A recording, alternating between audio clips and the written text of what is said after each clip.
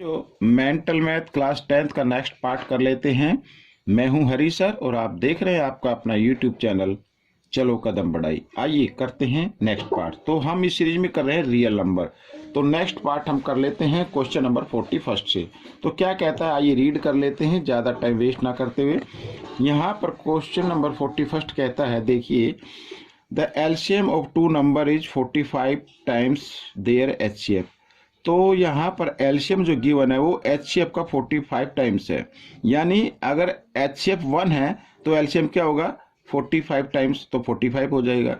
अगर एचसीएफ 2 है तो एलसीएम क्या होगा 2 का 45 टाइम्स हो जाएगा, 90 हो जाएगा। कहने का मतलब ये है, if one number is 125, one number भी गिवन है, and the sum of HCF and LCM is 1150, और सम भी यहाँ पर गिवन है 1150, then what is the other number. Other number आपको फाइंड आउट करना है। आइए करना शुरू करते हैं।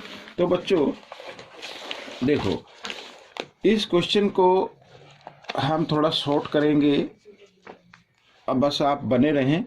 तो सबसे पहले क्वेश्चन 41 है। तो सबसे पहले एलसीएम हमारे पास गिवन है। एलसीएम क्या है, एचसीएफ का, ये एचसीएफ हो गया। अब दोनों इक्वल तो नहीं है, ये 45 टाइम्स है तो ये हम इस तरीके से लिख सकते हैं, ठीक है। अब साथ ही यहाँ पर फर्स्ट नंबर गिवन है, वो भी लिख लेते हैं। फर्स्ट नंबर गिवन है बच्चों 125, ये मैंने लिख लिया, ठीक है। अब सम भी गिवन है, वो भी लिख लेते हैं। सम ऑफ एलसीएम एंड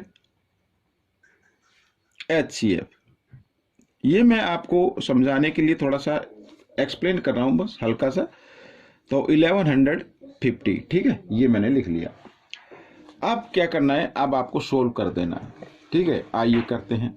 देखो सबसे पहले सम गिवन है ना, सम लिख लेते हैं। एलसीएम प्लस एचसीएफ, अगर इन दोनों को हम ऐड कर दें तो आंसर आता है 1150, ठीक है। अब एलसीएम हमारे पास क्या है, ये रहा, ये एलसीएम की वैल्यू समझ लीजिए। तो एलसीएम की जगह एलसीएम की वैल्यू को पुट करना है, 45 एचसीएफ प्लस एचसीएफ लिख सकते हैं ऐसे। तो 1150। अब 45 एचसीएफ और 1 एचसीएफ कितना हो गया, 46 एचसीएफ हो गया, ये मैंने लिख लिया। तो 1150। अब आपको एचसीएफ की वैल्यू निकाल लेनी है। एचसीएफ की वैल्यू 1150 और 46 इधर किस फॉर्म में है, मल्टीप्लाई में इधर आकर ये डिवाइड की फॉर्म में आ जाएगा। तो इस तरीके से, ठीक है। इसको डिवाइड करते हैं, 46 2 जा 92 होता है, और 92 इसमें से माइनस कर दो तो 5 में से यहाँ पर इधर मैं लिख देता हूँ 0, तो ये रहेगी 5 में से 2 माइनस करेंगे 3, और इधर आ जाएगा 2, ठीक है, 230। तो ये 46 5 जा पे जाएगा।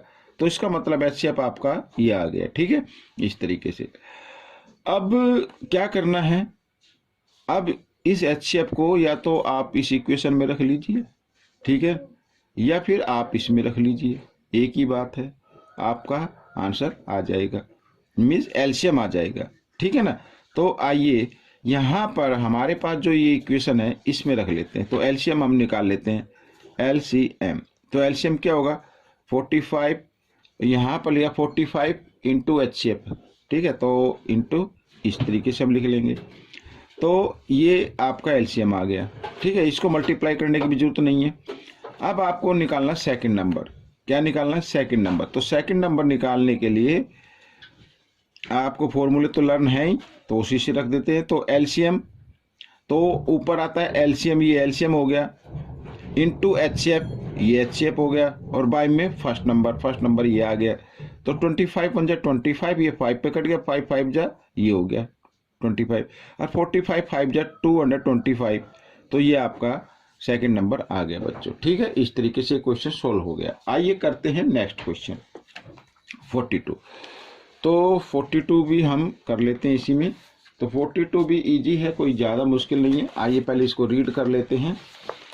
तो क्या कहता है, देखो बहुत ही आसान है ये भी। If A is an odd number, ठीक है, ए क्या है, ओड नंबर है, ठीक है, ये ओड नंबर हो गया। जैसे 1 3 5 ये होते हैं, इस तरीके से है। B is not divisible by 3, B जो है डिविजिबल बाई, ये डिविजिबल नहीं है 3 से, इसका मतलब ये इवन नंबर हो गया। ए ओड नंबर है, बी इवन नंबर है। देखो ये कैसे कंफ्यूज करने के लिए कुछ नए तरीके से लिख देते हैं, आपको डरने की जरूरत बिल्कुल नहीं है।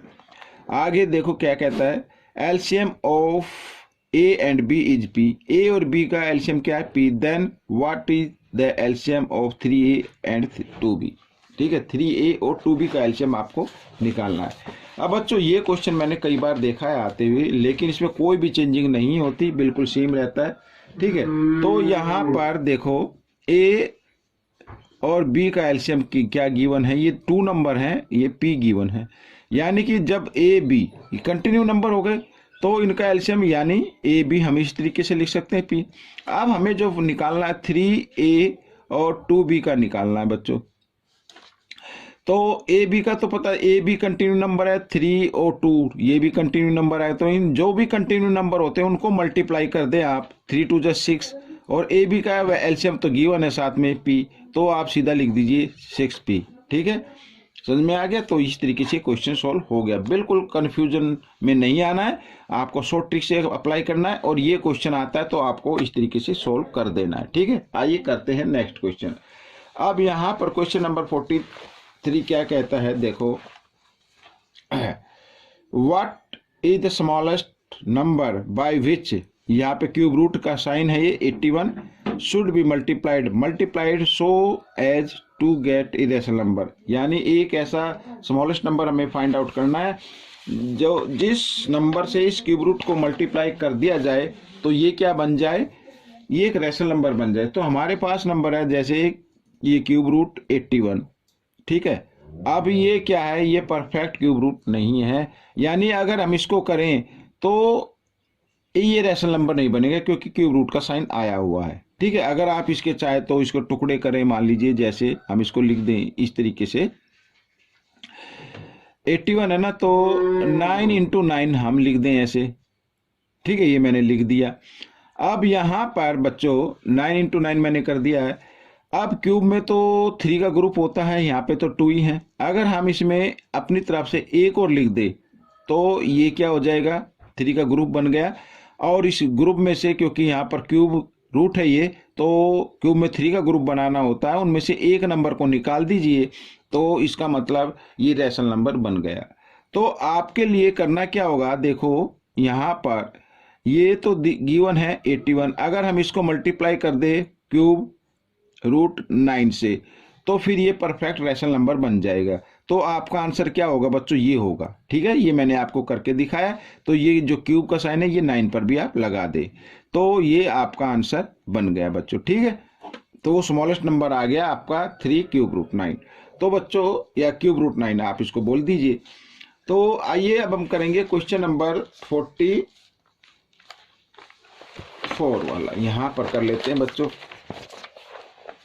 अब क्या कहता है ये क्वेश्चन, इसको भी रीड कर लेते हैं, बहुत ही इजी है।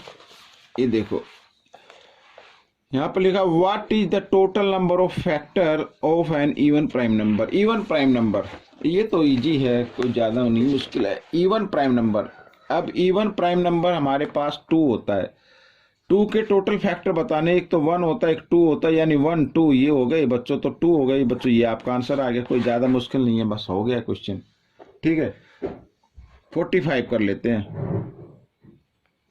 45, तो 45 में देखो क्या कहता है क्वेश्चन, इफ HCF 144 और यहाँ पे 180 यानी 2 नंबर हैं और इक्वल 13m-3, ठीक है, then what is the value of m। m की वैल्यू हमें फाइंड आउट करनी है। तो बच्चों ये क्वेश्चन हमारे पास गिवन है, तो यानी हमारे पास 2 नंबर हैं। ठीक है, तो हम निकाल लेते हैं। 2 नंबर हमारे पास 144 और 180। तो इनका HCF अगर हम निकाले तो देखते कितना आता है HCF, यानी मैं पहले लिख लेता हूँ, ये इक्वल है 13m और -3 के। ठीक है, तो हमें m की वैल्यू निकालनी है। तो कैसे निकालेंगे, देखो तो पहले 180, इसमें जो ग्रेटर नंबर है उसको अंदर रखिए और स्मॉल नंबर से इसको डिवाइड कर दीजिए, निकाल लेते हैं कितना आता है HCF इसका। ठीक है ना, तो यहाँ पर 1 पे चलेगी टेबल, तो ये मैंने 1 पे ले लिया है। तो 10 में से 4 माइनस करेंगे 6, यहाँ पे रह गया 7, तो यहाँ 36 आ गया। और अब इस 144 को अंदर रख दीजिए तो ये चलेगा 4 पे। तो इसका मतलब जो आपका HCF आया है वो 36 आ गया। HCF कितना आ गया? 36। तो हम इस HCF को 13m माइनस 3 इक्वल 36 लिख सकते हैं, क्योंकि ये भी HCF है, ये भी HCF है, ये हमने निकाला है और ये गिवन है, तो हमें तो m की वैल्यू निकालनी है। तो m इक्वल यहाँ पर -30 है, ओ सॉरी -3 है, इधर आकर ये इक्वल के साइन से जब इधर आएगा तो प्लस में हो जाएगा। तो 36 + 3 कितना हो जाएगा? 39। ये लिख देता हूँ, और 13 इधर मल्टीप्लाई के फॉर्म में, इधर आकर ये डिवाइड के फॉर्म में आ गया, तो ये 3 पे डिवाइड हो गया। तो m की वैल्यू आ गई बच्चों 3। तो ये क्वेश्चन आपका सोल्व हो गया। तो इस तरीके से आपको ये कर लेना है, ठीक है। अब मिलेंगे हम नेक्स्ट पार्ट में, लास्ट पार्ट में। तब तक के लिए थैंक यू।